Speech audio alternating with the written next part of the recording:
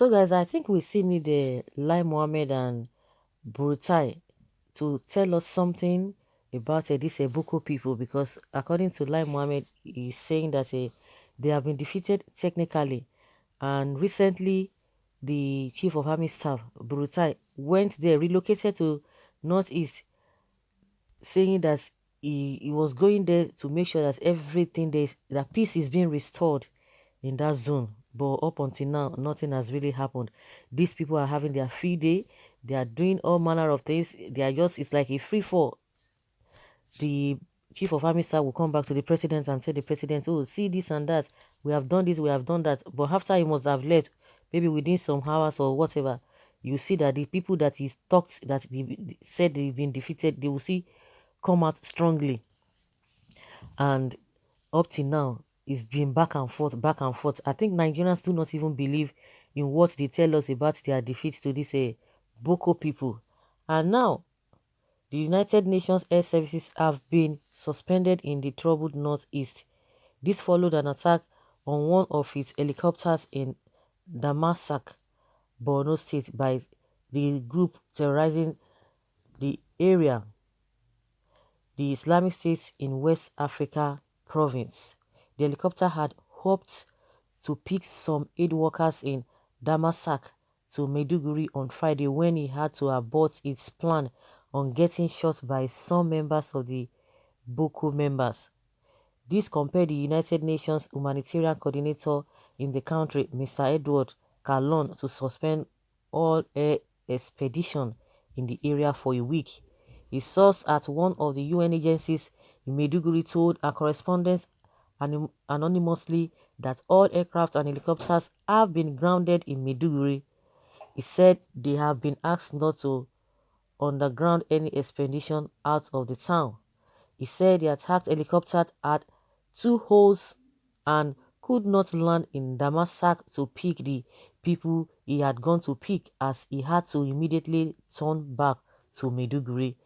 The head Public Information Unit, United Nations Office for Coordination of Humanitarian Affairs in Nigeria, Ms. Eve Sabag, confirmed the attack. She said in a statement would soon be released to the press, which was later obtained by Global Sentinel. And according to the statement that according to what is being written, say, I am gravely concerned, and it was written on July 4th, saying, I am gravely concerned by reports of another violent attack by non-state armed groups in Damasak, Borno State on July 2nd, in which at least 2 innocent civilians lost their lives, including a 5-year-old child. Wow. Several others were injured, and a humanitarian helicopter was hit, sustaining serious damage. I send my sincere condolences to the families of the civilians who lost their lives in the attack and wish a prompt recovery to those injured. I welcome the government's commitment to investigate the attack and swiftly bring to justice the perpetrators. I deployed that a UN humanitarian air service helicopter was hit by bullets during the attack. No aid workers were on board at the time, and crew members are all safe. My thoughts are also with the crew, and I commend them for piloting the chopper back to safety during this critical situation. The attack and damage to the helicopter severely affect the ability of aid actors to provide urgently needed assistance to vulnerable people in remote areas across Borno State. The UN Humanitarian Air Service is essentially to evacuate wounded civilians and remains to backbone of to facilitating humanitarian access, thereby enabling UN agencies and non-governmental organizations to safely and securely reach the most vulnerable populations. In 2019, UNHAS transported 66,271 passengers and 147 megatons of humanitarian assistance, as well as conducted 30 medical and 70 security evacuations.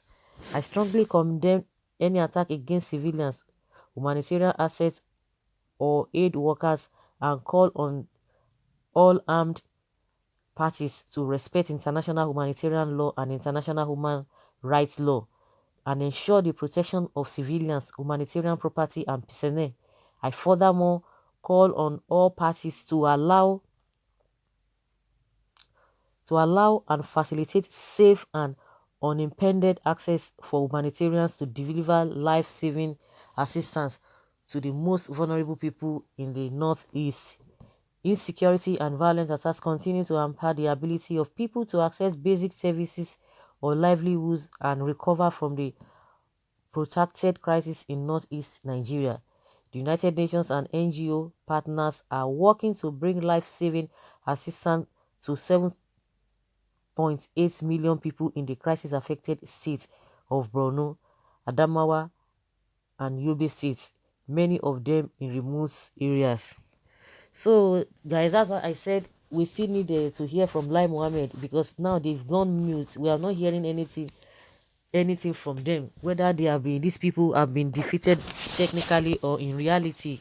And with all of this, we are still hearing we are in for a serious trouble. I don't understand. I don't know what is happening.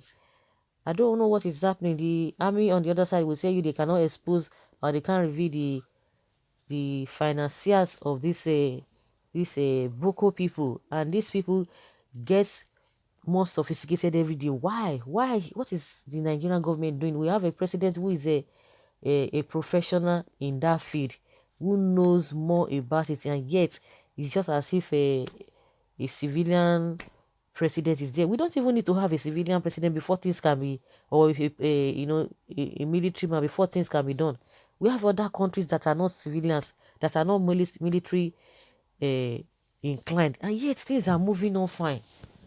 Things are moving on fine. That is one of the reasons why people like, okay, let us give this man a trial, since he has a more knowledge about this whole thing. Oh, some people will tell you does not have a knowledge. The president does not have knowledge about economy, according to what Obasanjo said. Obasanjo said it.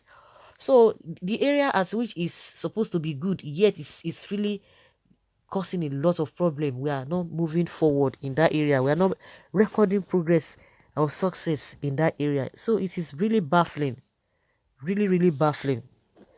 This is unfortunate that every day, day in, day out, people just lose their lives. Someone says this Boko thing will end any day Igbo man becomes president. 1 month will be enough to end all insurgency, banditry, and herdsmen activities. These are all Hausa and Fulani's business. Who piloted the chopper? You people should take time. The chopper that was brought down by Boko technically is what you are telling us, that it was back to safety. Okay? A house fighting against itself cannot stand. Buhari Fulani Muslims organization. They are not a terrorist, they are criminals. Gaba Shehu won Nigeria for you. Okay, according to what Gaba Shehu said. If the North can't stop what they started, who then can speak their language? Which president will save us from this mess? We don't just know. Nigeria, may God save us. Because when you hear some things there, you just like, who are the people who are leading? What do they really know what they are doing? Do they really know what they are doing? Do they really know what is happening? Or they just believe that, say, okay, let they just, I don't just understand. Because with all these things that are happening, which area can we even say that this government has really